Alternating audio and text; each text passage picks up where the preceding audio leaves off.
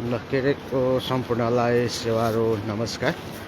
म देउमाई र मेकुवा खोलाको सङ्गम स्थल लुङ्गीबाट यतिखेर तपाईँहरूलाई प्रत्यक्ष प्रसारणमा जोडेको छु।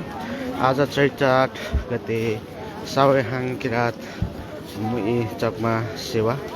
आज चैत 8 गते किरात धर्मगुरु मैगुम मङ्सिमाङ लिङ्देन आत्मन्त सिंह तथा मैगुम मङ्सिम आमाङ सावा पवित्र हाङमा लिङ्गनजीहरूको देव उपस्थितिमा आज साकमुरावादेमा सेवा यतिखेर सम्पन्न भइसकेको छ र उहाँहरूकै हस्तबाहुलीबाट 108 तामाको गाग्री रहन्छ क्या गाग्री यो साङ्खे भन्दा तल दक्षिण भागमा राखिएको यो तामाको गाग्रीहरू छ।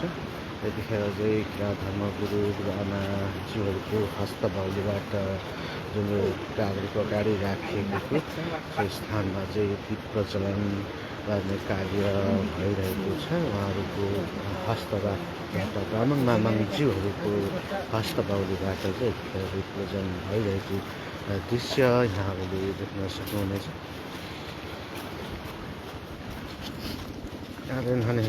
त्यस्तै रमाइलो